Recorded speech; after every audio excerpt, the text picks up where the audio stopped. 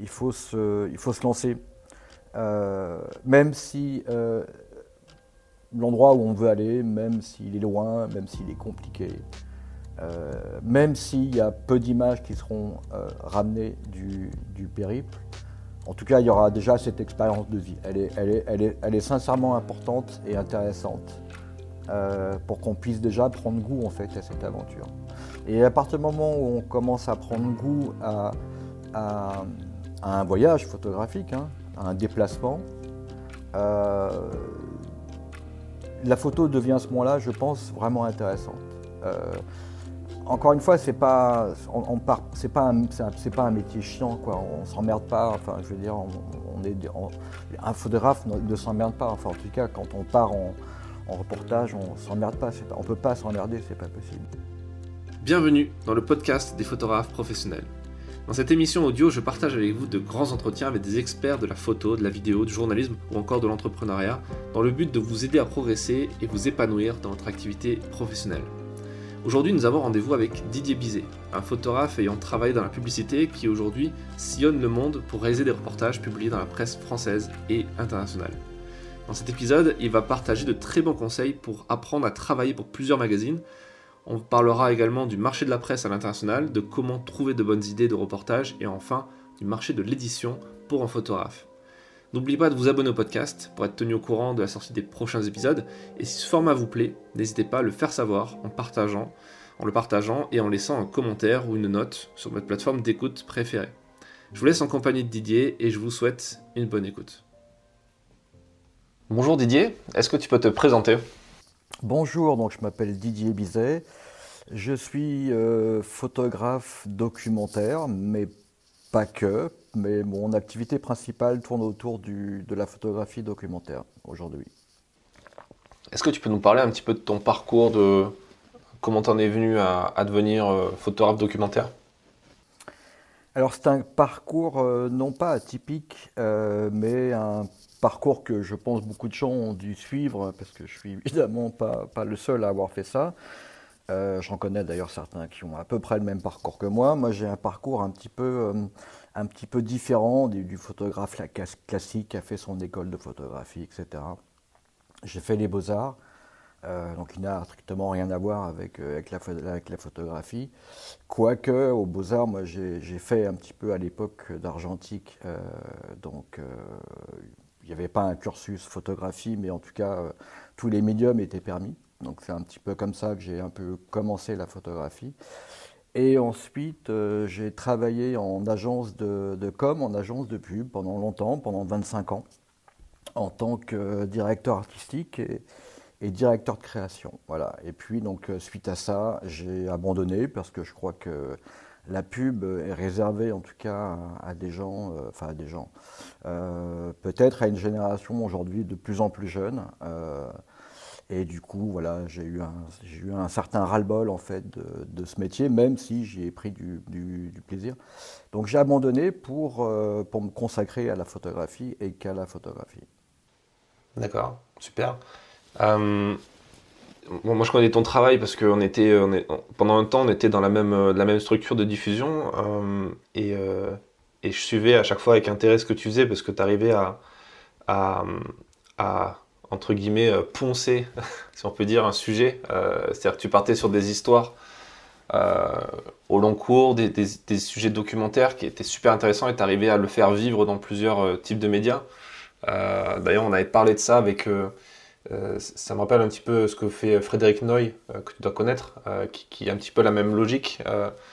Et je pense qu'il y a peut-être des choses qui reviendront avec ce que tu vas nous dire, qui dit aussi dans son épisode, dans le podcast. C'est quoi, toi, ta vision de la photo en tant que reportage ? Comment tu travailles au quotidien, peut-être ? Qu'est-ce que tu peux nous dire de tout ça ? Quand j'ai démarré la photo, donc il n'y a pas si longtemps que ça, il y a 7 ans, il y a 8 ans, je me considère encore comme un photographe presque jeune, on va dire, enfin en tout cas dans l'expérience.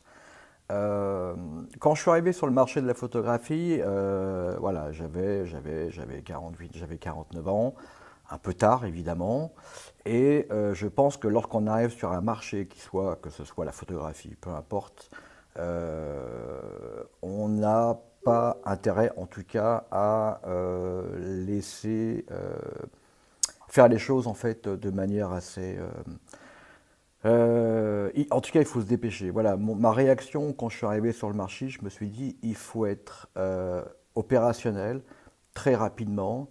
Il te reste finalement assez peu de temps. C'est un peu malheureux à dire, mais c'est comme ça.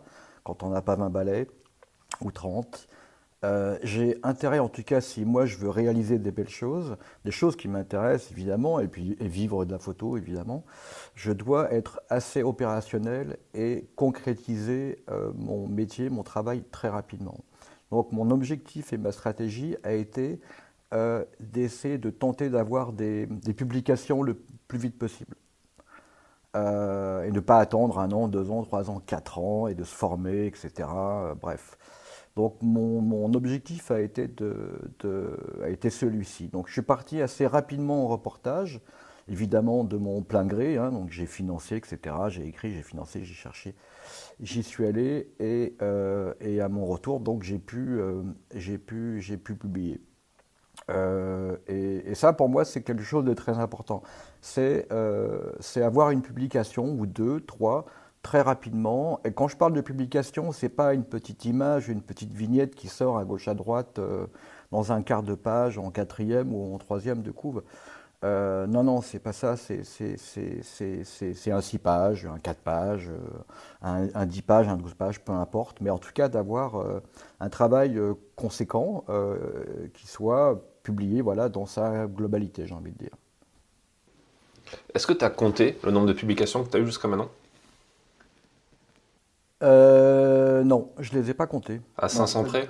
Non. non, je sais pas, mais ouais, de temps en temps, enfin, je vais évidemment sur mon site régulièrement pour mettre à jour mes publications. Ouais, j'en ai un certain nombre. Je suis assez content. Je pensais pas qu'il y a 10 ans, j'allais avoir tout ça en si peu de temps, mais après voilà, c'est l'acharnement, hein. Enfin, évidemment, enfin, on a rien sans peine. C'est du travail. Je travaille beaucoup, j'insiste. Je fais en sorte que, voilà, malgré parfois évidemment des incertitudes, des inquiétudes évidemment, dues au marché, dues aux problématiques de la photographie et de l'économie de la photographie aujourd'hui, évidemment il faut pas, enfin bref, voilà, tu connais, il faut pas baisser les bras, même si c'est difficile. Et puis garder évidemment toujours un certain espoir, en tout cas, de pouvoir continuer, faire encore de nouveau une nouvelle histoire, les unes après les autres. Donc, ouais, c'est dur. C'est difficile, c'est dur, mais c'est comme ça. Mais ça fonctionne quand même, c'est ça qui est intéressant aussi. C'est pour ça que je voulais te faire venir aussi sur le podcast, parce que j'aime bien donner la parole à des gens déjà, qui aiment ce qu'ils font, ce qui est déjà important, peut-être un peu le socle de base pour un photographe, mais aussi qui arrivent à correctement en vivre. Est-ce qu'aujourd'hui tu dirais que tu vis que du reportage, ou où est-ce que tu en es à peu près? Quand j'ai commencé, j'étais, je pense, à 200 ou à 300% de mes capacités de travail. Et je devais, il me semble, à peu près, ouais, en vivre, on va dire, quasiment à 100%. Le Covid est arrivé par là et le break a été assez compliqué, hein. Je pense que c'est à peu près la même chose pour tout le monde. La presse va moins bien qu'avant, hein, même si ça fait pas longtemps que le Covid a disparu. La presse ne va pas très bien, les prix ont chuté. Juste pour te dire que 50% des magazines dans lesquels j'ai publié avant le Covid, alors ça date peut-être d'un peu plus avant, ont disparu. Donc quand je reprends en fait mes premières séries que j'ai publiées, à grosso modo 50% des magazines de l'époque ont disparu. Euh, Géo-Finlande a disparu, Géo-Russie a disparu, rien à voir avec la guerre d'ailleurs. Bref, voilà, il y a des tas de magazines qui ont disparu et finalement il en reste pas tant que ça. Pas tant que ça. Et comment tu vois l'avenir justement avec cet état de fait? L'avenir, je le sens plutôt, on va dire plutôt optimiste. En fait, ce qu'il faut comprendre, c'est que on est une génération papier. Et je dis pas que le papier a une fin, hein, on n'a jamais vu autant de livres, voilà, photos, enfin de livres en tout cas en général qui sortent aujourd'hui. Les magazines, il y en a des nouveaux qui se créent. Mais le médium du web, évidemment, c'est évidemment en fait enfin l'avenir. C'est pas que c'est l'avenir, c'est qu'on est déjà dedans, évidemment, à 100%. Mais le médium du net, enfin, évidemment, c'est le média de demain. Enfin, je veux dire, aujourd'hui, on est sur un téléphone, mais demain, en tout cas, certains l'ont déjà, on sera déjà, enfin, les informations, on les recevra sur une montre, on les recevra dans un casque, dans des lunettes. Et c'est ça demain, c'est pas autre chose. Le papier est un certain luxe, hein. Il faut comprendre qu'aujourd'hui, les magazines photos, 6 mois par exemple, ou Polka, en fait, il n'y en a pas tant que ça finalement. C'est du luxe, c'est des magazines qui sont relativement, j'ai pas envie de dire cher parce que 6 mois n'est pas cher, mais c'est une certaine somme quand même à débourser. C'est un produit de luxe, ouais, évidemment, bien sûr. Mais voilà, en fait, voilà, il y a un truc qui est assez bizarre, c'est qu'on pense que la photographie doit rester sur le papier. Alors certes, c'est plus esthétique et plus, comment dire, plus avantageux de visualiser une image sur du papier. Mais ça, c'est peut-être aussi un discours de vieux, en tout cas. Et il y a 20 ans, 20 ans ou 30 ans, lorsque le web est arrivé, on a pris panique et on s'est dit merde, en fait, tout ça va disparaître sur des écrans à la con. Et oui, ça l'est vraiment, tout ça a disparu. Mais c'est comme ça, on n'a pas le choix, c'est comme ça. Je me demande si c'était pas une phrase un peu célèbre là, du PDG de Kodak à l'époque qui disait, tu sais, quand un de ses employés a débarqué dans son bureau parce qu'il venait d'inventer l'appareil numérique, et le mec lui a dit, t'es con ou quoi? Déjà, tu vas savonner la planche, on pourra plus vendre de pellicule, en plus, mais personne n'aura envie de regarder des photos sur un putain d'écran. Et, euh, et je sais pas si t'as suivi, mais je crois que c'était cette nuit, ou la nuit dernière, il y a eu une keynote d'Apple, et Apple a annoncé la sortie de leur casque. Leur nouveau casque, alors c'est plus que de la réalité virtuelle en fait, c'est un casque, tu le mets sur les yeux et puis tu peux projeter des écrans devant toi. Donc en fait, plutôt que d'avoir un ordi 27 pouces, t'en auras 12 si tu veux. Et tu vois, ça ouvre des possibilités de dingue sur tout ça. Donc effectivement. Après, est-ce que toi, le fait que tu aies commencé assez tard dans la photo, sachant que tu étais la deuxième personne que j'interviewe cette semaine qui a commencé tard. Je pense que c'est un pattern aussi, il y a beaucoup de gens, de plus en plus de gens peut-être même qui se lancent, euh, pas dans le schéma tradi, s'il y avait un schéma traditionnel, mais tu sais, tu fais une école à 20 ans et tu deviens photographe, etc. Toi, tu as eu une vie d'avant, en plus dans la pub, dans un environnement où tu as côtoyé, je pense, un écosystème où tu comprends ce que c'est l'offre et la demande, l'argent, etc. Est-ce que ça a influé dans ta vision de voir les choses, justement, en dehors du fait que tu comprends bien que le timer, il est bien lancé, qu'il faut se lancer là tout de suite et pas perdre trop de temps? Ouais, ça m'a servi effectivement. Enfin, bon, déjà les Beaux-Arts, ça m'a servi parce que c'est une école où on apprend à trouver des idées. Et sans idées, il n'y a pas de travail. Donc ça, c'est une première chose. Et la pub, évidemment, c'est le même objectif, quoi. C'est-à-dire que s'il y a pas de bonnes idées, il n'y a pas de travail. Et s'il y a pas de bonnes idées, il n'y a pas de conviction. S'il n'y a pas de bonnes idées, il n'y a pas d'impact. Et l'idée, avant tout, pour moi, c'est la chose la plus essentielle qui existe, qui doit faire fonctionner en fait une série photographique, par exemple. Donc effectivement, oui, ça m'a servi. Moi, j'entreprends mes reportages. Alors, je dis pas qu'ils sont tous aussi efficaces les uns des autres, mais en tout cas, ma vision de départ est celle. Alors, elle est financière. Enfin, je veux dire, elle est économique, hein, c'est clair. On fait un métier de photographe. On n'est pas là enfin, que pour se faire plaisir. Je vais être un petit peu dur, évidemment, mais il faut bouffer, quoi. Donc, il y a un moment donné, quand on fait de la photo, on s'adresse à quelqu'un. Enfin, en tout cas, si on fait de la photo juste pour l'exposer chez soi, dans son garage, Bref, enfin, je veux dire, ça n'a pas d'intérêt. Donc les images, il faut qu'elles soient vues. Alors soit elles sont vues en galerie, mais ce n'est pas mon cas, soit elles doivent être vues en magazine. Et mon principe au départ, enfin, c'est que j'ai toujours essayé de trouver des histoires qui parlent presque à tout le monde.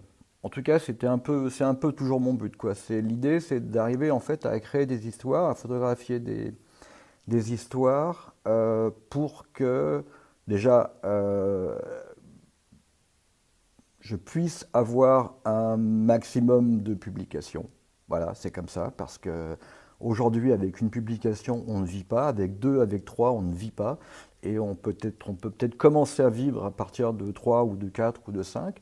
Donc c'est comme ça, c'est pas autrement. Et pour avoir une de larges publications de la même série, évidemment, il faut, comment dirais-je, il faut cibler, on va dire, un public assez large, évidemment, un public assez large, un public assez généraliste. Voilà, ça c'est un peu ma façon de voir les choses, quoi. Voilà. C'est-à-dire qu'il y a des sujets qui m'intéressent, mais je ne les ferai pas parce que je sais que ça sera publié dans un quotidien et non pas dans un magazine, et puis ça sera publié une fois, et puis voilà, donc la rentabilité, elle est pas là. Alors certes, il y a plein de photographes qui ne seront pas d'accord avec moi avec ce principe-là, mais c'est ma façon de voir les choses. Le métier de photographe, c'est un métier comme un autre, il faut bouffer, et en même temps, et si on se fait plaisir, c'est génial. Ouais. Bah, déjà, ce qui est cool, c'est que tu n'as pas forcément besoin de faire autre chose que de la photo documentaire. Tu bosses un peu en photographe corporate, tu fais des mariages, ce genre de choses? Ou pas du tout?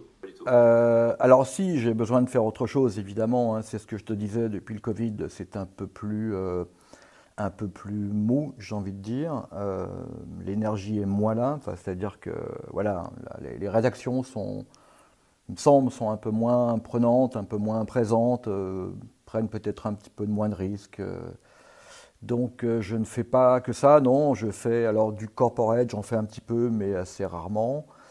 Ça m'arrive de faire quelques portraits, puis après, voilà, ça m'arrive également de travailler à côté pour de la presse, pour du livre, mais dans des registres qui n'ont rien à voir, qui sont de la déco, choses comme ça.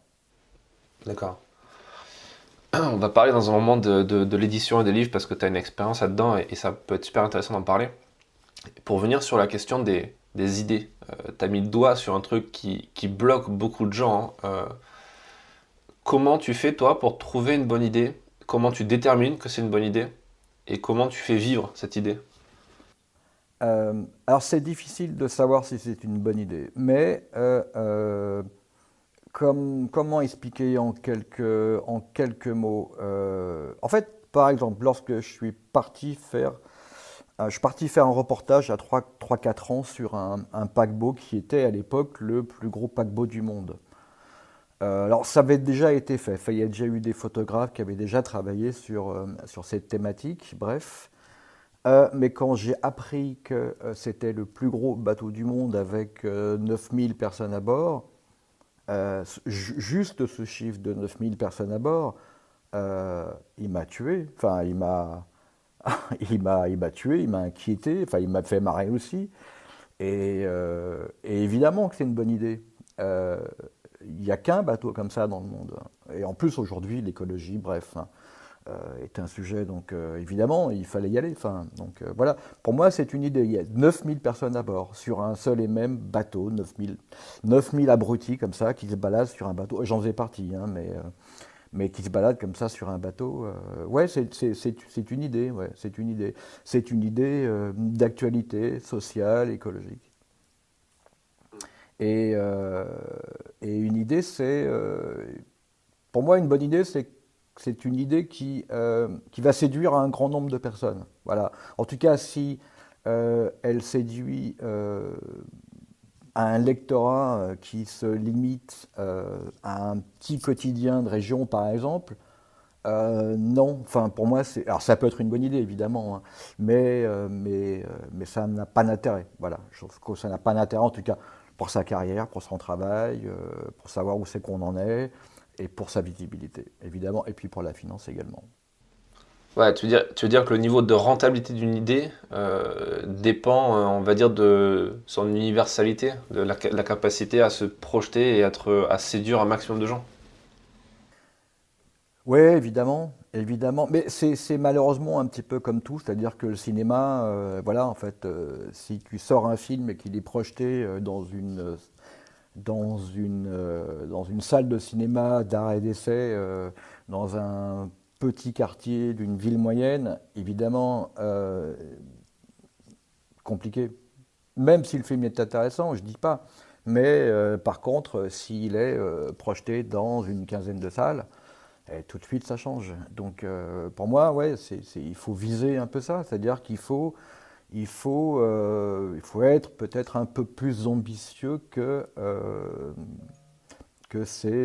voilà, il faut être un tout petit peu plus ambitieux. Voilà, je pense. C'est un peu comme ça, quand je suis arrivé sur le marché, je me suis dit que j'avais pas le choix, j'avais pas non plus 40 ans devant moi pour devenir photographe. Donc, il faut être tout de suite ambitieux. Il faut pas hésiter à, comment dirais-je, à se projeter, peut-être voir un petit peu plus loin, quitte à se planter évidemment, mais quitte à rêver en même temps. Enfin, je veux dire, on peut aussi rêver en se disant, tiens, je vais aller au fin fond de tel pays et, et ramener une belle histoire.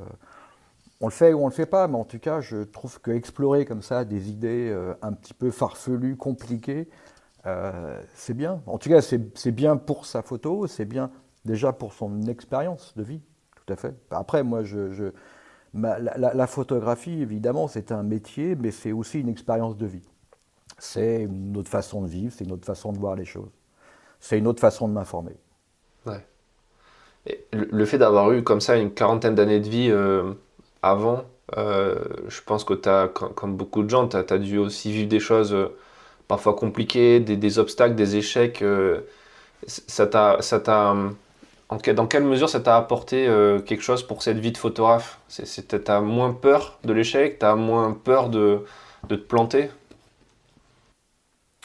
Non, je pense que non, non, j'ai toujours peur de me planter, évidemment. Alors c'est vrai que c'est une chose assez délicate de savoir ou ne pas savoir si la prochaine série, si le prochain travail euh, sera bien ou pas. Enfin, c'est assez compliqué de savoir. Et c'est vrai que ça, c'est peut-être un petit peu un défaut que j'ai, hein, évidemment, par rapport à mon passé en pub, où tu as 3 jours pour faire une campagne, pour écrire un film, par exemple.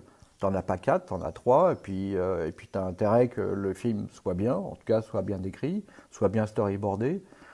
Il faut pas se planter, parce que le client, il va pas te demander 3 fois de changer les choses.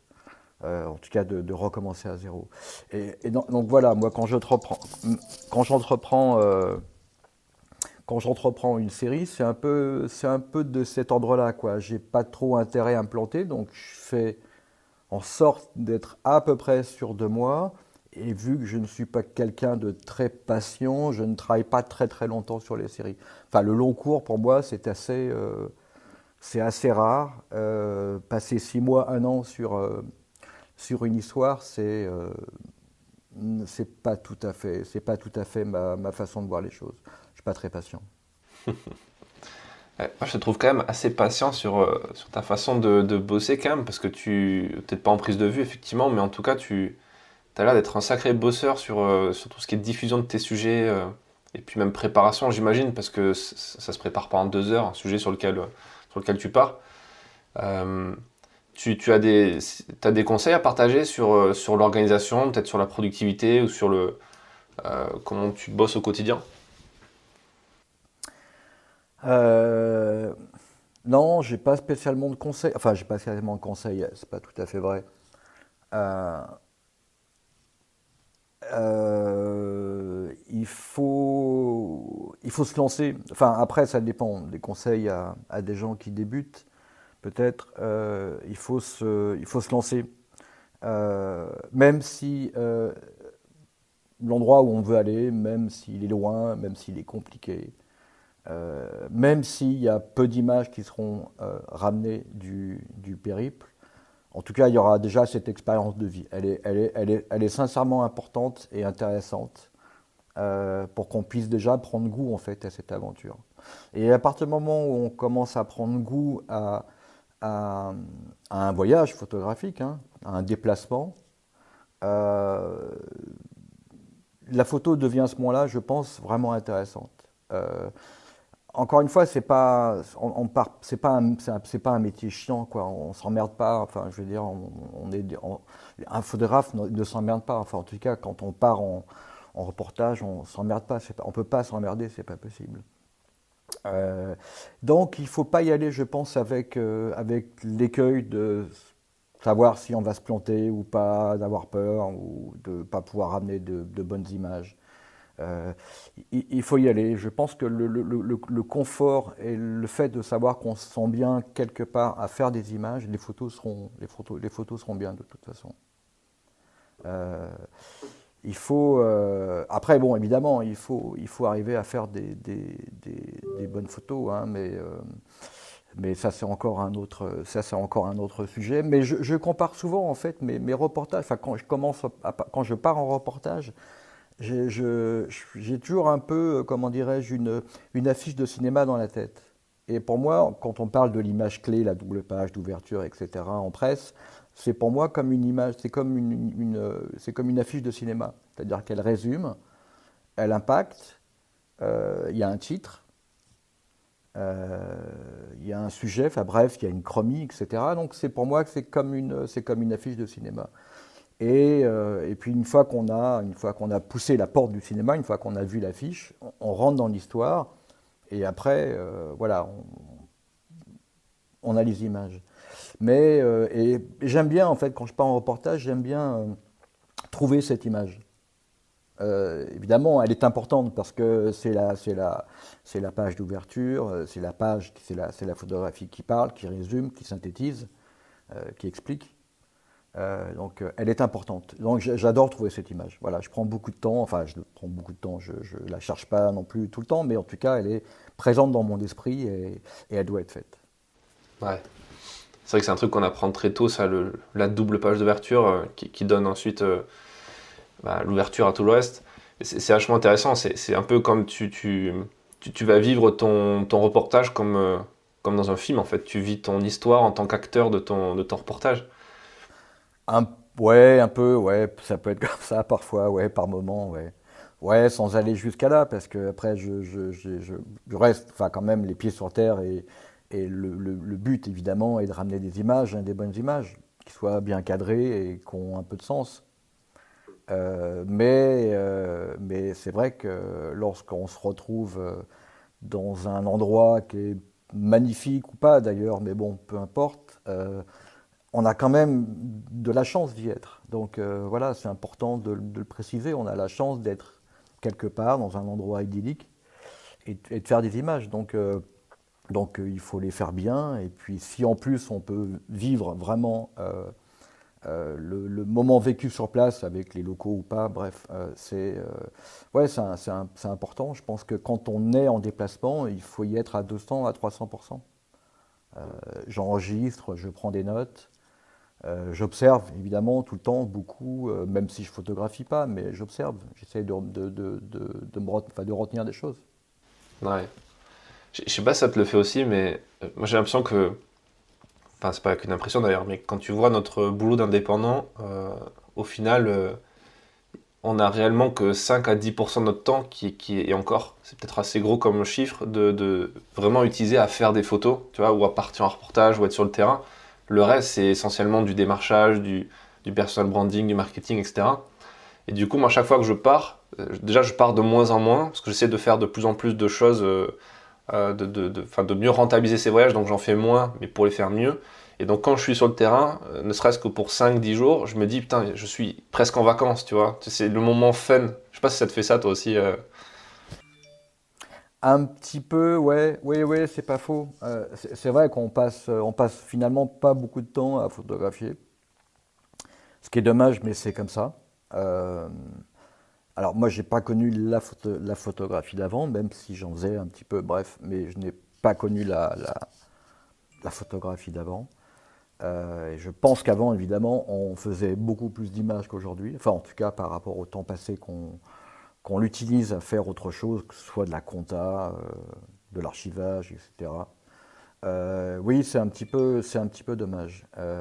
Et c'est vrai que, comme tu dis, lorsqu'on est sur place à photographier, ouais, c'est un bain de jouvence, quoi. C'est une récréation, et c'est parfois assez surprenant. On se dit, ah ben tiens, je suis vraiment en train de faire des images, quoi. C'est la première fois de l'année, enfin, c'est alors que je suis photographe. Effectivement, ouais, c'est assez bizarre. Ouais.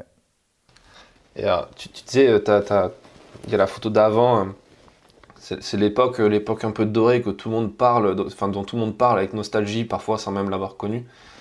Ce côté où tu étais envoyé en commande, ton téléphone sonnait, ton fixe sonnait, puis on t'envoyait avec un billet d'avion déjà payé pour aller à l'autre bout du monde, faire un truc, et puis quand tu revenais, c'est même pas toi qui gérais ta compta ou tes IPTC ou tout ce truc.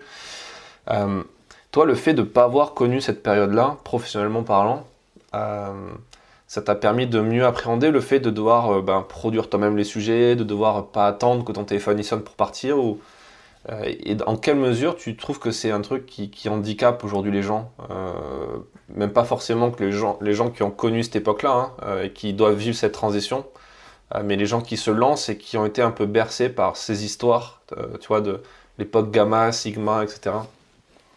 En fait, il y a deux choses. Je pense que les gens qui ont connu cette époque-là, euh, c'est assez, je pense, difficile pour eux. C'est-à-dire qu'ils partaient tous les jours, bref, plutôt très bien payés. Aujourd'hui, l'époque a un petit peu changé. Il n'y a plus de commandes, ou en tout cas, ce ne sont pas les mêmes qu'avant. Pas autant, évidemment, malheureusement. Je pense que c'est un peu dur pour eux parce que ils étaient salariés, ils avaient un planning, un peu comme un salarié aujourd'hui, enfin bref, avec un planning, on commence le lundi, on finit le vendredi ou le dimanche. Et du coup, bah voilà, il n'y avait plus qu'à. Façon de parler, évidemment. Aujourd'hui, en tout cas pour ceux qui se sont mis à la photographie après cette époque-là, comme moi et comme beaucoup, et on n'a pas connu évidemment cette période, on n'a pas le choix en fait. On n'a pas le choix. À partir du moment où on décide d'être photographe, presse évidemment, on n'a pas le choix. C'est soit on attend à côté de son téléphone, et même si on passe des coups de fil, on envoie des mails, on sait très bien qu'on n'aura pas 25 commandes dans l'année. Enfin, c'est assez rare, enfin il me semble en tout cas. Quand je dis commandes, c'est des bonnes commandes qui permettent en tout cas de pouvoir générer un peu d'argent. Donc on n'a pas le choix, il faut y aller quoi. Il faut y aller, trouver des idées et puis avant tout se faire plaisir. Enfin c'est ce que je dis, c'est que ça doit rester un plaisir. Si on commence un petit peu à se fatiguer et que le plaisir devient un petit peu tristounet parce que ça devient cher, compliqué de partir, etc., de ramener des images et surtout après d'essayer de les vendre. Ouais, c'est pénible, mais qui a dit que la photo était que un métier facile et plaisant? Non, c'est dur la photo. C'est dur, c'est compliqué. Il faut, il faut, il faut être un peu ambitieux. Il faut y croire. Euh, et il faut en faire. Voilà, il faut en faire. Hmm. Tout ce que tu viens de dire, ça touche pas que la photo de presse, j'ai l'impression, ça touche aussi à beaucoup l'univers de l'édition, avec toujours ce que tu as dit au début, sur le fait qu'on est encore dans cette génération de papier. Tu as dit, il n'y a jamais eu autant de bouquins sur le marché, et effectivement, quand tu vas sur des salons du livre, ce genre de trucs, tu vois la quantité pléthorique de bouquins qui sortent tous les ans. Tu vois, moi, sur mon secteur qui est la défense, j'hallucine tous les jours de voir autant de bouquins qui se lancent, de témoignages d'anciens militaires, de machin de ça. Euh, et pour au final des quantités qui ne sont pas excessives quoi, en termes de tirage, parce que le marché reste limité, surtout dans les marchés de niche, et la photo est un sacré marché de niche, avec des produits qui sont assez chers, parce que produire un livre photo, enfin tu l'as déjà fait, ça coûte 4,5 €. Euh, c'est quoi ta vision toi de ce marché de l'édition et peut-être même de l'auto-édition? Est-ce que c'est une mode? Est-ce que c'est un truc qui a vraiment un intérêt sur le long terme, tu penses? Alors je dirais pas que c'est une mode. Je l'explique comme ça, c'est-à-dire que il y a eu l'argentique, le numérique est arrivé, euh, des milliers, des millions, je ne sais pas, de gens se sont mis à la photographie, qu'ils soient amateurs ou pros, devenus pros. Euh, et il y a eu, il y a aujourd'hui trop d'images. Il y a beaucoup trop d'images, il y a trop de choses. En fait, on n'arrive plus en fait à- on n'arrive plus à se restreindre et en fait on n'arrive plus à apprécier finalement en fait tout ce qu'on voit, tout ce qu'on reçoit, tout ce qu'on aperçoit. Il y a trop de choses.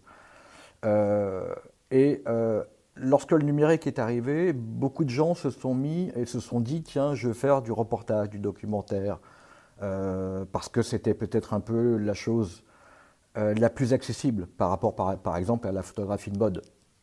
Où là c'est un métier encore différent, où c'est de la photographie de studio, bref, il faut avoir une patte, enfin, c'est compliqué, c'est plus délicat peut-être, en tout cas plus technique.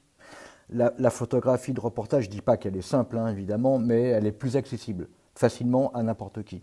Il suffit de prendre un billet d'avion, trouver un sujet, même si c'est un sujet pourri, on y va, même si on rate le reportage, en tout cas c'est faisable, c'est accessible. Donc il y a eu beaucoup de gens comme ça qui se sont lancés dans la photographie à l'époque du numérique. Et je vois qu'aujourd'hui, en fait, que les canaux, en fait, sont de plus en plus restreints. La presse a diminué, la mode est de plus en plus compliquée. Bref, en fait, tous les canaux de la photographie sont de plus en plus restreints et compliqués. Il y a de moins en moins d'économies, moins en moins d'argent. Euh, et, et du coup, peut-être que la réaction est de se dire, bah, finalement, je vais peut-être plutôt me déplacer en tant que photographe auteur et moins documentaire, et peut-être faire un travail un peu plus personnel. Mais sauf qu'il n'y a pas de place en fait pour le travail personnel, à part peut-être un peu dans la presse, quelques supports réagissent en publiant des travaux un peu personnels. Après, bon, il y a les expos, mais c'est encore autre chose. Et du coup, il reste quoi? Il reste le livre, en fait, qui est un canal de diffusion extrêmement intéressant, important. Et quand on a un travail personnel, à part le bouquin, il n'y a rien d'autre. Donc il y a de plus en plus de gens comme ça qui, évidemment, se mettent à faire des livres. Et en plus, c'est, comment dire, bon, certes, un livre coûte très cher, mais en tout cas, c'est faisable. En tout cas, si on n'est pas très connu, et par contre, on a des magnifiques photos et un sujet qui doit être publié parce que voilà, le résultat est génial, il y a toujours possibilité de faire un livre auprès d'un éditeur. Donc je pense qu'aujourd'hui, c'est devenu un canal extrêmement important parce que il n'y a pas d'autre possibilité de pouvoir diffuser en fait des images. Il n'y a pas des centaines de possibilités. Et puis, ça c'est la première chose. Et la deuxième, c'est relativement facile de fabriquer un livre. En dehors évidemment du prix que ça coûte, mais c'est pas très compliqué. On peut le faire dans sa cuisine, voilà, avec soit on va chez Blurb, bref, et tout est automatisé. Bon, bref, comment dirais-je, le livre sera pas génial, mais en tout cas, il sera là. Il aura voilà, il sera fabriqué. Ou soit on passe par un éditeur, mais en tout cas, l'accès au livre n'est pas si compliqué que ça. Il y a une quarantaine d'années, il y avait finalement très peu d'éditeurs, il y avait les gros, c'est tout, les Hachette, les Gallimard, qui produisaient des livres de photographie, mais il n'y en avait pas tant que ça non plus. Et évidemment, l'accès en fait l'accès à ces éditeurs était compliqué, et puis c'était toujours les mêmes photographes, c'était les photographes très connus, bref. Et aujourd'hui, en fait, c'est une façon de pouvoir diffuser des images. Et ce qui est bien, c'est que c'est ouvert à tout le monde. C'est ouvert à tout le monde. Donc tout le monde a sa chance. Tout le monde a sa chance, mais est-ce que c'est pas, il n'y a pas un effet un peu plus loterie qu'avant, dans le sens où à l'époque, moins de gens pouvaient y accéder, mais peut-être que le retour sur investissement était peut-être un peu plus direct, dans le sens où justement il n'y avait pas cette concurrence, entre guillemets. Et, et tu vois, je pense plus à la logique de, au final, dans le marché du livre, enfin dans la chaîne de production du livre, tu le sais, l'éditeur, enfin, c'est pas l'auteur qui prend le plus gros pourcentage, en général, c'est entre 5 et 10% du prix du bouquin. Le gros du prix du bouquin, le gros des revenus, des recettes vient surtout pour l'imprimeur, l'éditeur et puis le diffuseur ou le distributeur et le libraire. Au final, est-ce que le fait que justement les éditeurs soient... Enfin, il y a une vraie hype, j'ai l'impression. En plus, les réseaux sociaux comme TikTok, il y a plein de... Tu vois, on parle des booktok, les book TikTokers, là, les influenceurs qui se disent putain, c'est bien les bouquins, en fait, ils font des TikTok qui deviennent viraux et puis les éditeurs ne comprennent pas pourquoi ils vendent 4000 livres d'un coup. Et puis le fait que les éditeurs, il y en a qui sont passés dans le podcast d'ailleurs, et qui disaient oui, nous on aime bien avoir de nouveaux auteurs régulièrement et tout, mais ça donne quand même une impression que pour 9 nouveaux auteurs, il y en a un seul qui va vraiment percer et gagner un peu d'argent, tu vois, les droits d'auteur. En plus, c'est payé qu'une fois par an, c'est payé en droits d'auteur, pas forcément en salaire, enfin, donc carte de presse, t'oublies pour la photo. Tu vois ce que je veux dire? Est-ce qu'il n'y a pas ce côté un peu loterie qui fait que ça reste quand même un gros boulot, ne serait-ce que faire l'editing d'un livre, l'écriture, même si tu as un auteur, même si tu as un éditeur qui va t'aider, t'assister, tu as quand même du temps à passer dessus, de l'énergie. Est-ce que derrière, il y a un vrai retour sur investissement qui légitime ça? Non, en fait, il y a deux choses. Il y a les photographes qui pensent qui savent qu'aujourd'hui faire un livre, c'est avant tout diffuser son travail, se faire plaisir, concevoir un bel objet pour qu'il existe, pour la mémoire, peu importe. Et ils savent très bien que le but est uniquement de faire un bel objet qui soit vendu en librairie, point. Et puis après, il y a les autres photographes qui pensent que faire un livre aujourd'hui, c'est une source de revenus. Et lorsque le livre ne se vend pas si bien que ça, lorsque le livre atteint difficilement ses 300 ou ses 400 ventes, hein, parce que généralement ça ne va pas au-delà, ils se disent, eh ben merde, qu'est-ce que j'ai gagné? J'ai gagné quoi? 2 euros par bouquin. Et la réalité, ouais, évidemment, elle est là, quoi. C'est-à-dire que, mais ça, depuis toujours, hein, les gens qui gagnent leur vie avec un bouquin, c'est parce qu'ils en ont vendu 100 000. Donc avec 400 ou 600, ben, évidemment, on ne va pas très très loin. Donc il ne faut pas, comment dirais-je, un message, je pourrais éventuellement lancer un message aux photographes, en tout cas pour ceux qui pensent que c'est un moyen un moyen économique, un moyen intéressant d'avoir une source d'argent. Non, non, c'est complètement faux. Enfin, à moins de vendre son bouquin à 4 ou 5 000 minimum exemplaires. Mais ça, qui fait ça? Personne.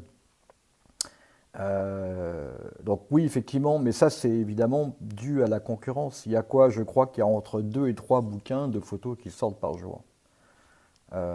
Donc c'est gigantesque, c'est diabolique, ça fait peur et en même temps ça prouve que l'intérêt du livre, elle est bel et bien là, elle existe. Donc ça c'est bien, en tout cas c'est positif. Mais oui, malheureusement, ouais, on ne fait pas un bouquin peut-être pour la gloire un peu, mais c'est tout. Ouais. Non, mais je suis complètement d'accord avec toi. Il y a, il y a, il y a quelqu'un de DS Courbiac qui est passé dans le podcast pour parler justement de ça et qui mettait vraiment le doigt et l'accent sur ça, sur le fait qu'on crée un objet qui reste dans le temps. Mais il faut jamais oublier aussi que c'est un peu comme... tu sais, moi j'aime bien cette image, c'est un peu comme la ruée vers l'or. Euh, C'était quoi, au 19e siècle, aux États-Unis, où en gros, quand il y a eu la ruée vers l'or, les gens qui gagnaient vraiment de l'argent, c'était pas les chercheurs d'or, c'était les mecs qui vendaient les pelles. Et quelque part, l'édition, j'ai l'impression que c'est un peu pareil, quoi. Moi, à chaque fois que je fais faire des devis d'imprimeur pour le magazine, pour d'autres choses, je me confronte à chaque fois à quelqu'un qui me dit ah putain, on est full, on a du travail à plus que savoir qu'en faire.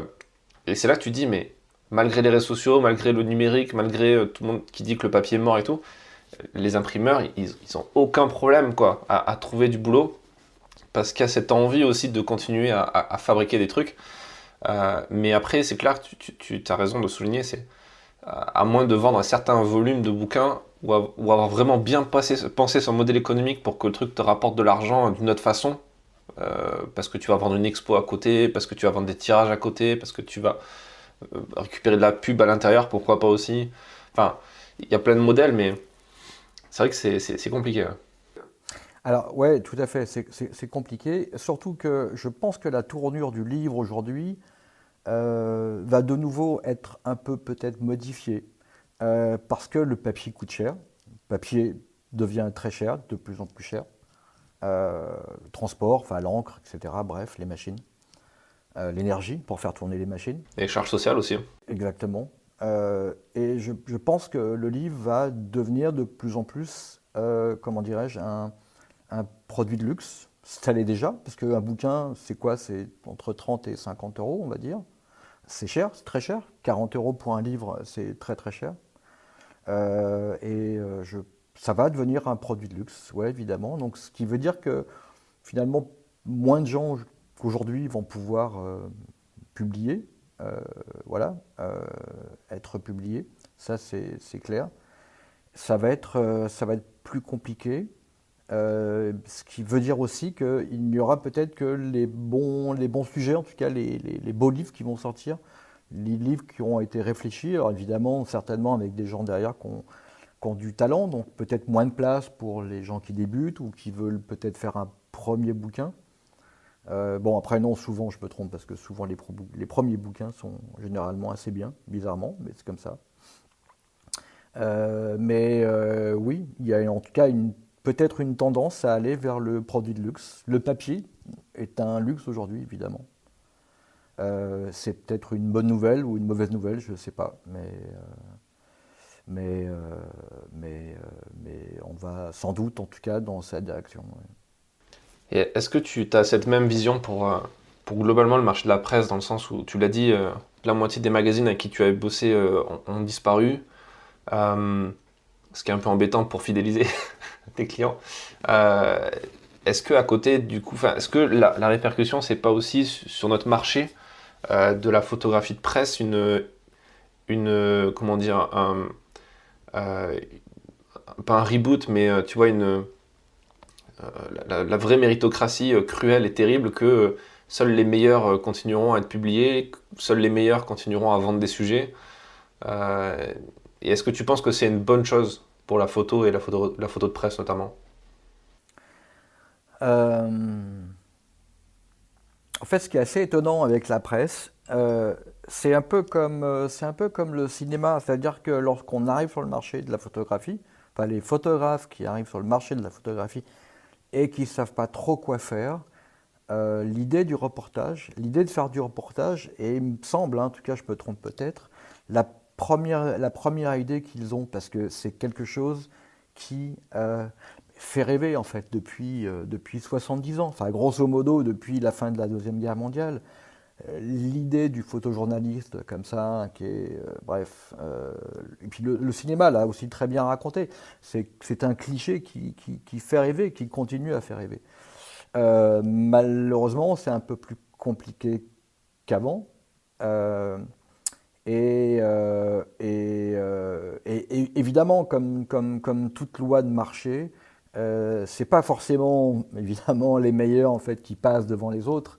C'est les plus connectés. Enfin, en tout cas, c'est les gens qui sont contactés, qui sont connectés aux autres. C'est les gens qui ont déjà l'habitude de bosser déjà depuis un certain temps avec les magazines qui eux vont continuer parce que la difficulté peut-être aujourd'hui d'un rédacteur en chef, c'est pas de publier une série, mais c'est de faire confiance en fait au photographe qui va produire cette série.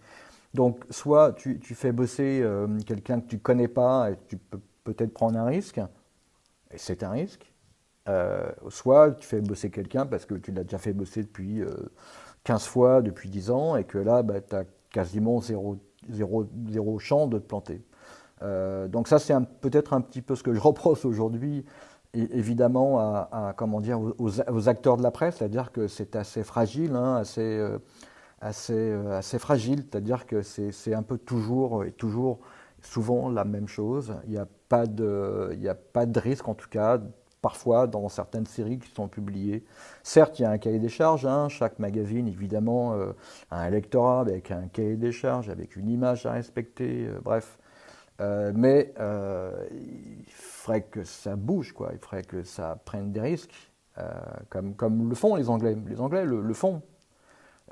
Les Anglais le font parce que aujourd'hui, travailler en Angleterre, par exemple, on peut être photographe de presse, mais on peut être aussi appelé pour être photographe de portrait. On peut être aussi appelé pour faire, je ne sais pas moi, autre chose, enfin une autre photographie. Parce que les Anglais considèrent que c'est pas parce que tu es photographe de presse que tu es mauvais ailleurs. Justement, c'est l'intérêt de l'ouverture des Anglais, de la créativité que les Anglais, elle est folle, elle est bien, parce qu'ils ils sont très créatifs, les Anglais. Et c'est vrai qu'en France, si tu fais ça, tu es certainement mauvais dans autre chose. Ce qui peut être le cas, évidemment, mais ce qui n'est pas forcément toujours le cas.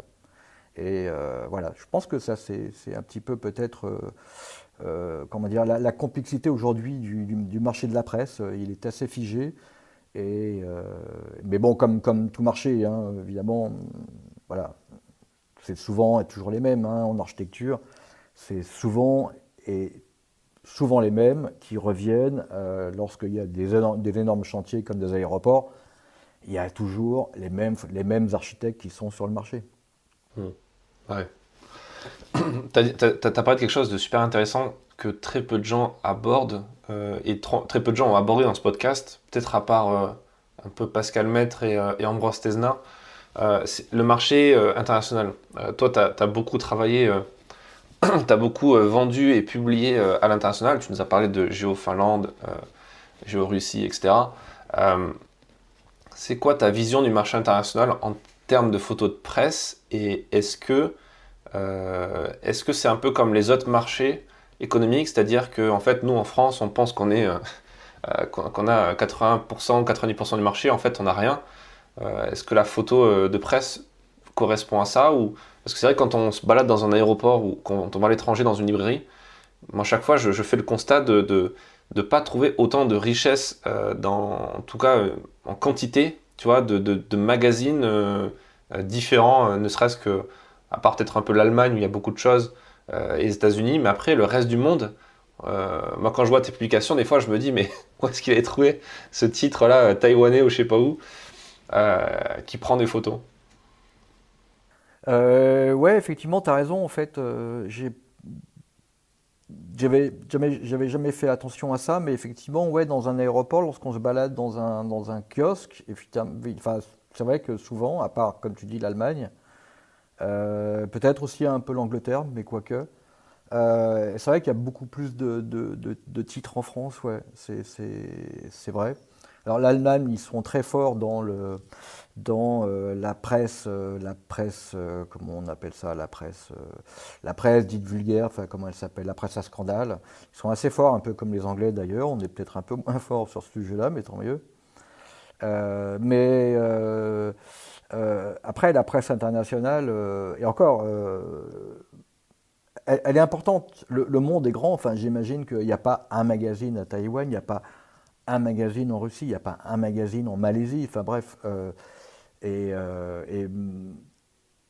je sais, enfin de temps en temps, je passe un petit peu de temps, pas assez évidemment, mais je prends un pays et j'essaye de savoir ce qui s'y passe. J'essaie de vérifier la presse, s'il y a une presse généraliste, s'il y a une presse photographique, etc.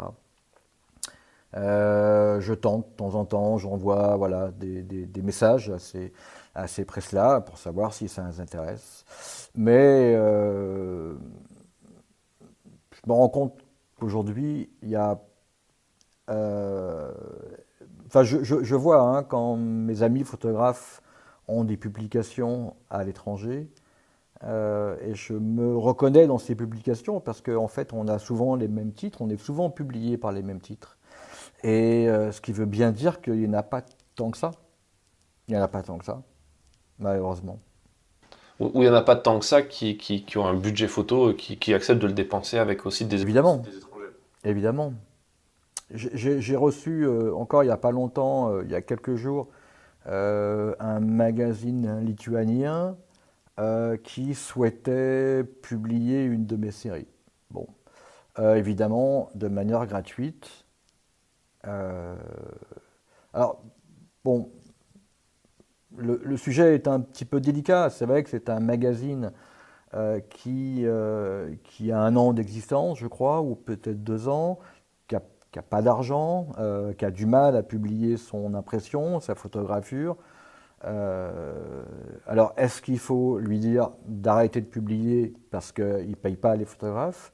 Ou alors, il faut peut-être l'encourager à continuer et peut-être un jour ce magazine paiera les photographes. Bon, voilà, donc évidemment, j'ai refusé parce que c'est terrible d'être publié gratuitement, quoi. C'est terrible. Enfin, c'est-à-dire que, en l'occurrence, c'était sur une série que j'ai faite en Mongolie, donc il a fallu quand même y aller. Enfin bref, il y a un billet d'avion, il y a un déplacement, il y a un coût. Donc pourquoi je devrais donner mes images? Non, pourquoi? Pourquoi y passer du temps en plus? Voilà. Donc non, non, c'est pas possible. Donc je lui ai demandé au moins peut-être de me faire une proposition sur un, sur un minimum, enfin voilà, une rentrée d'argent, même minimum, mais que ce soit peut-être symbolique pour que les deux parts soient à peu près satisfaites. Mais, euh, mais, euh, mais non, on ne peut pas publier gratuitement, non, c'est pas possible. Ouais.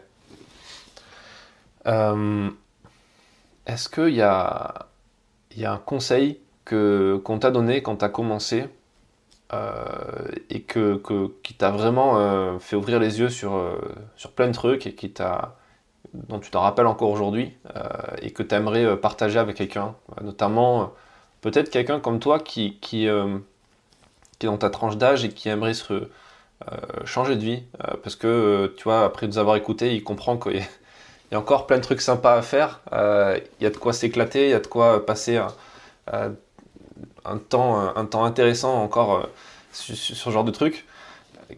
Qu'est-ce que tu aimerais partager avec nous? Euh, J'essaie d'être, comment dire, je le suis pas toujours évidemment, et puis je dis pas que mon travail il est toujours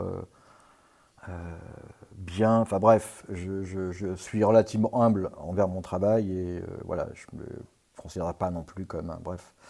Mais j'essaie d'être relativement dur avec moi, et chaque fois que je vois une série qui a déjà été faite, euh, ou une image qui a déjà été faite, qui a déjà été vue 1000 fois, je zappe très vite et je me dis non, terminé, je ne ferai pas ce sujet-là, hors de question. En fait, je me mets d'énormes barrières.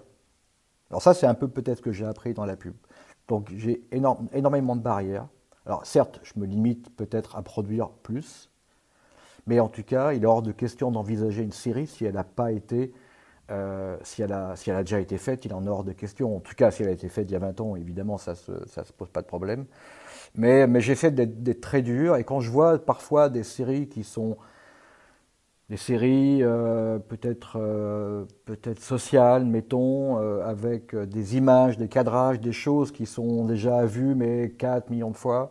Je me dis merde quoi, non, non, faut passer à autre chose quoi. Il faut passer. Enfin, la photographie, elle doit être impactante. Je me souviens en fait d'un directeur de création dans la pub qui m'expliquait que pour juger l'efficacité d'un film de pub, d'un film de 30 secondes, il se mettait dos à la télé, il écoutait le spot de 30 secondes et s'il se retournait pour voir les images, donc c'était qu'il y avait certainement quelque chose. Certainement quelque chose.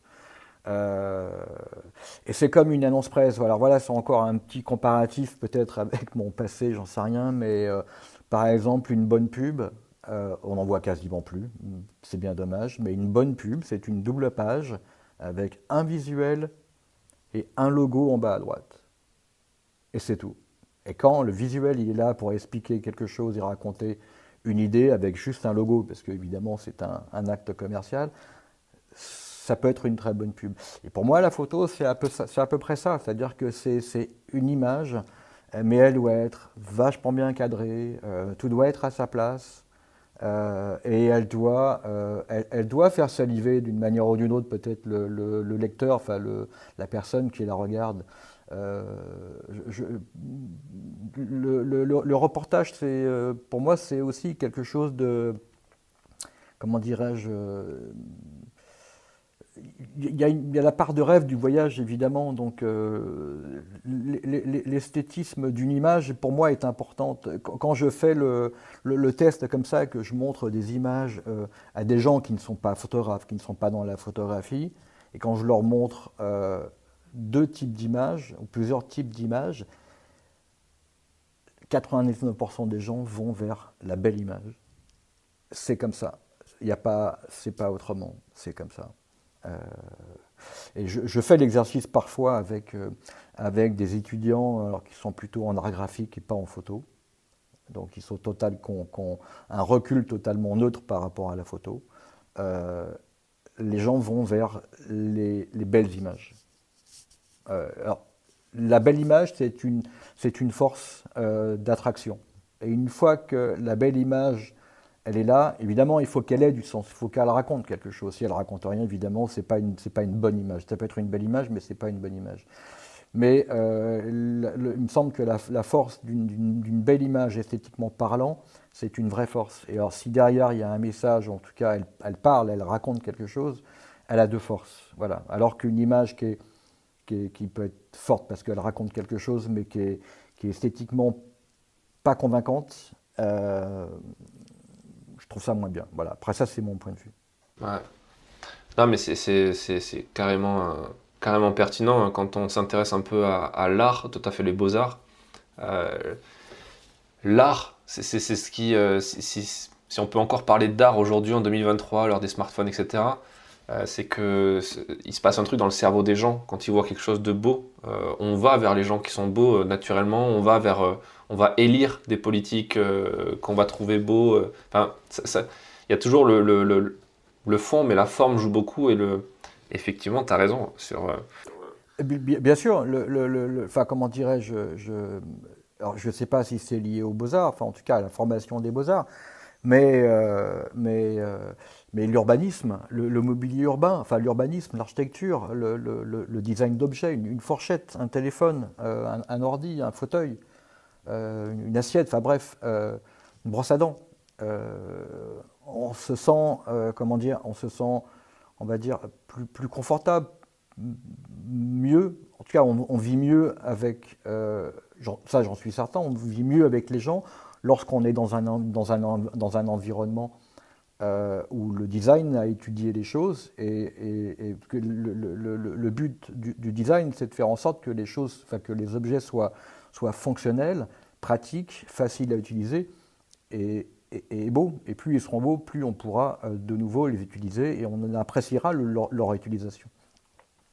Et là, peut-être que l'aspect de la photographie est peut-être la même chose. En tout cas, pour pouvoir impacter les gens, évidemment, il faut qu'elle parle d'elle-même, il faut qu'elle ait un sens, mais il faut qu'elle soit belle. Est-ce que c'est pas ça qui explique le fait que, tu vois, à Visa pour l'image, il y ait autant de gens qui viennent. Moi, ça me choque année après année. Tu vois, de revenir pendant la deuxième semaine. C'est-à-dire que je suis là pendant la première semaine professionnelle, mais j'ai tellement de trucs à faire, tellement de gens à voir que j'ai même pas le temps de voir les expos. Et ce que je fais, c'est que je reviens le week-end d'après, tu vois, quand il n'y a plus les professionnels, quand je suis plus tenté d'aller à la terrasse d'un apéro ou quoi. Et je vais dans les expos, et là, je suis choqué de voir le nombre de gens qui viennent, qui sont pas du tout photographes, des gens qui viennent vraiment faire la queue pour aller voir des photos de guerre.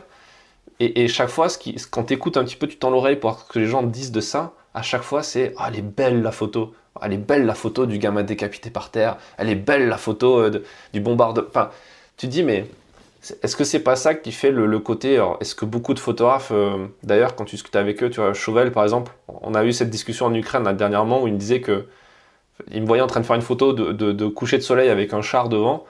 Et il me disait, c'est nul, le char il bouge pas, enfin il se passe rien. Je dis, ouais, mais la lumière elle est terrible. Et il me dit, mais on s'en fout de faire du beau. On est là pour raconter la guerre, il faut pas que ce soit beau. C'est Non, quoi, mais toi, ta vision évidemment, de ça? évidemment, non, mais la guerre, c'est encore un autre sujet. Enfin, évidemment, on ne peut pas faire du beau avec la guerre, c'est pas le sujet. Comment dire, l'objectif principal de faire des images de guerre, enfin, j'en ai jamais fait, mais je pense que là j'ai 100% raison, c'est de l'information pure et dure. C'est de l'information pure et dure. Et encore une fois, c'est ce que je disais avant, c'est qu'une image, il faut qu'elle soit évidemment belle, mais s'il n'y a pas une information derrière, elle n'a pas d'intérêt. comment dire, la beauté d'une image, elle est là pour impacter une fois de plus l'intérêt d'une image. Mais s'il n'y a pas d'information derrière, non. Alors un char avec un coucher de soleil n'a aucun intérêt, évidemment. Par contre, s'il y avait, je ne sais pas, une quinzaine de chiens en train d'aboyer sur le char, là, soudainement, l'image devient intéressante. Et Visa, oui, effectivement, tu as raison, j'ai entendu ce genre de choses. Et ça me fait grincer les dents parfois, effectivement, quand c'est un cadavre brûlé. Et que, alors, bon, non, les gens ne trouvent pas ça très très beau, mais parfois il y a des images assez difficiles. Et effectivement, les gens trouvent ça beau, enfin l'image, plutôt pas la scène, mais l'image belle, parce que les couleurs sont belles, parce que bref.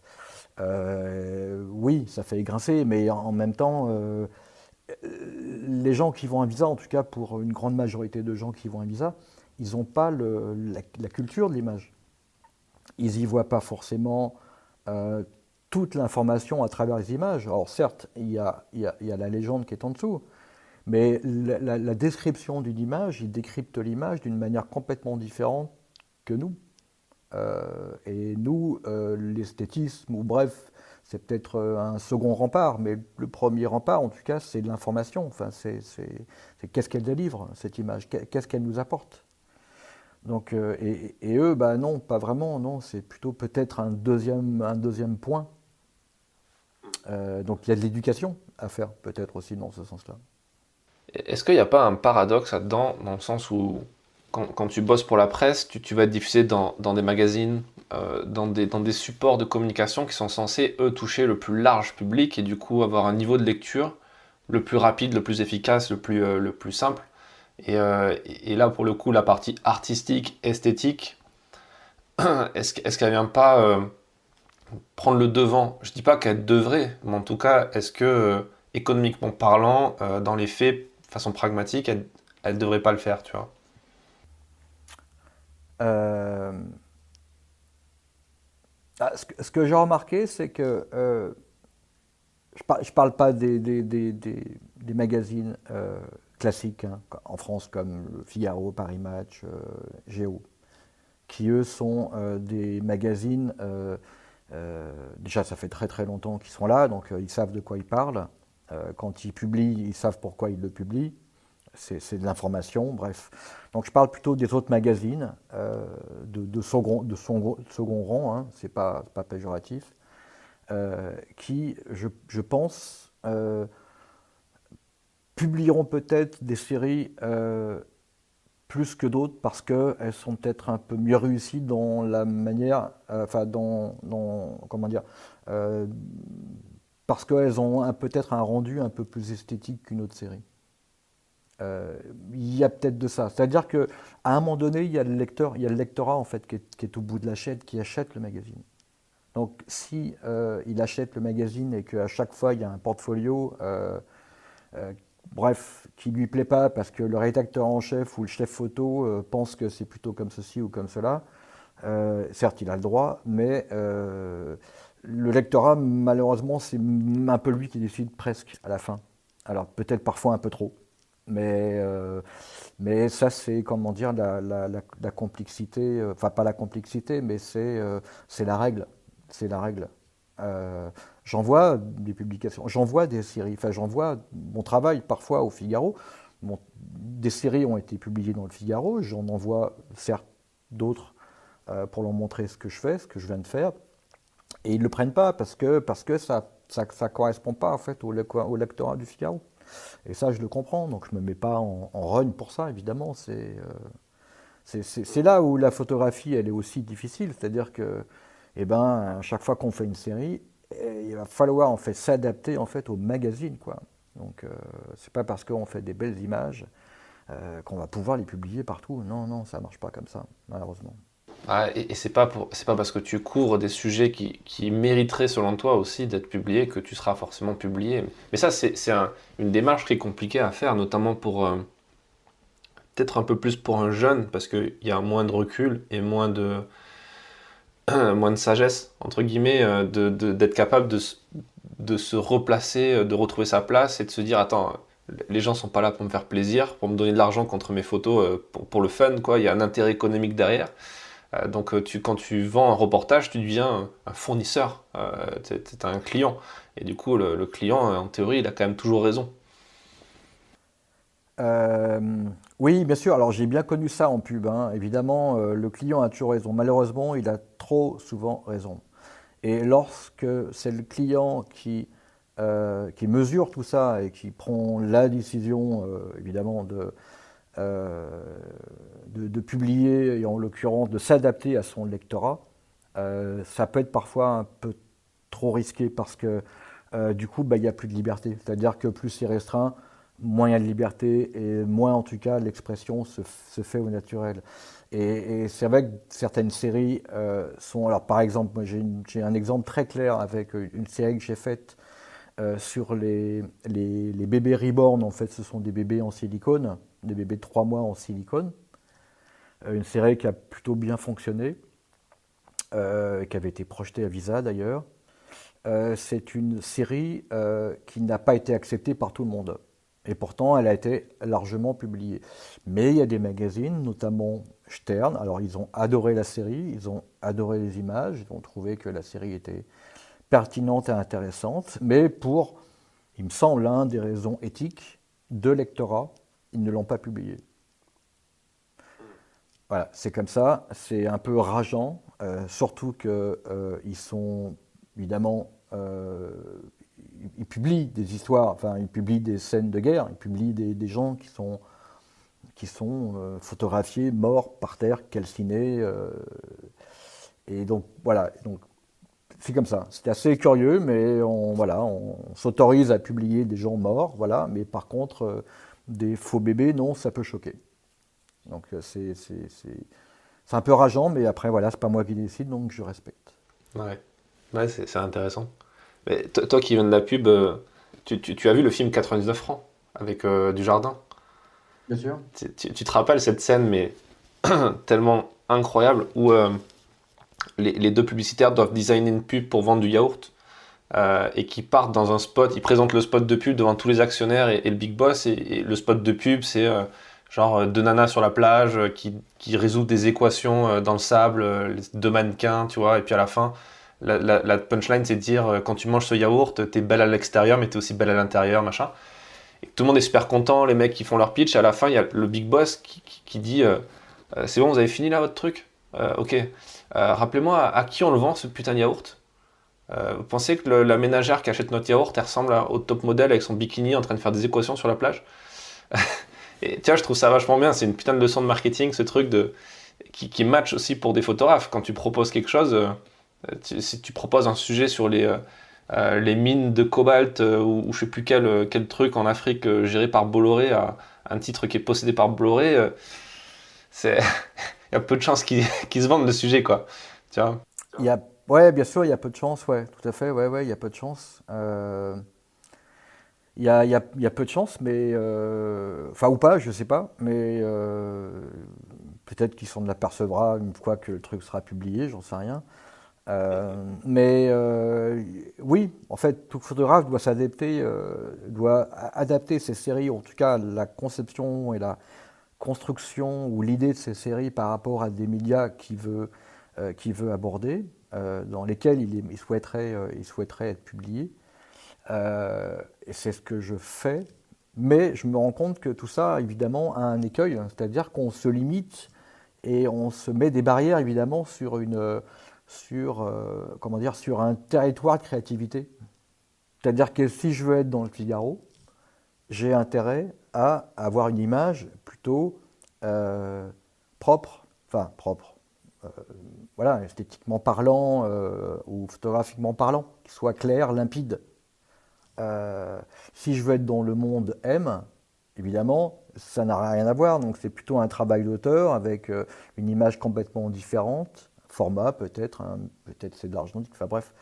Euh, et donc il faut faire attention parce que comment dire, se limiter et se donner des objectifs comme ça en fonction de magazine et de son lectorat, on se limite évidemment dans sa propre créativité, quoi. Donc moi je sais que je me limite et que parfois j'envisage d'être un peu plus, de prendre peut-être un peu plus de risques sur peut-être des cadrages ou des façons de voir les choses. Et ben je ne me le fais pas parce que je sais que ça va être peut-être plus compliqué derrière pour pouvoir diffuser et publier. Donc voilà, c'est une école, c'en est pas une autre. Enfin, donc il faut faire attention. Il faut peut-être de temps en temps s'écarter en fait de cette logique, de la logique de cette logique-là, quoi, de cette logique économique. Je sais pas comment l'appeler. C'est pas qu'économique, mais de cette logique marketing peut-être, voilà. Et de se dire bon bah non, lâchons-nous parce que la photographie c'est ça, quoi. C'est peut-être d'aller plus loin à chaque fois et de chercher de nouvelles choses. Ouais. Bon, en tout cas, c'est vachement intéressant. Écoute, on arrive au terme de cette interview. Je te remercie. Où est-ce qu'on peut suivre ton travail, là où tu actualises le plus ton... Est-ce que tu fais partie de ces photographes, je me mets dedans, qui actualisent son site internet une fois tous les 6 ans? Non, pas du tout. Non. Je suis aux aguets, donc je suis toujours d'actualiser mon site. Bon, en même temps, c'est pas tous les jours, parce que j'ai pas des publications tous les jours, mais il est mis à jour, ouais, régulièrement, évidemment. C'est important. C'est important. J'ai une newsletter, voilà, qui paraît aussi tous les mois, ou grosso modo tous les mois. Il y a eu une période un peu compliquée avec le Covid, mais bon, elle est mensuelle. J'essaie de me maintenir à une information comme ça, mensuelle. Et puis c'est tout. Bon, après, sur les réseaux, évidemment, mais voilà, je ne suis pas non plus un expert d'Instagram. C'est quelque chose qui m'emmerde profondément. J'y suis comme tout le monde, mais j'ai beaucoup de mal à concevoir l'idée de visualiser en fait une image sur un petit téléphone, enfin sur un téléphone. Je comprends pas. Je comprends pas ce truc entre, comment dire, l'esprit de la photographie qui préfère voir des images en grand, en expo, sur des murs, ou en presse, voilà, papier, du beau papier. Et puis en même temps, tout le monde se maintient à poster des images sur un minuscule écran, quoi. Et je trouve ça d'une idiotie pas possible. Je vois pas l'intérêt, quoi.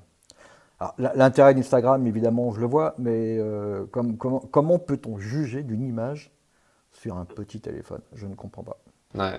C'est vrai que d'ailleurs, tu remarques qu'on a tout le temps le réflexe surtout nous les pros, d'aller zoomer dans l'image sur le téléphone pour... Ouais. Comme ça qu'on fait.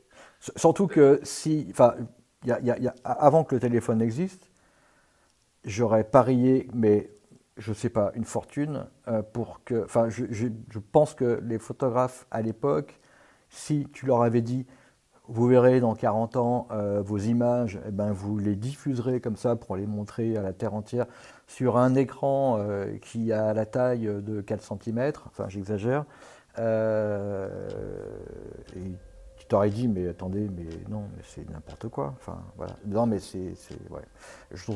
Ouais, parfois, je me rends compte que c'est un peu quand même n'importe quoi. C'est clair.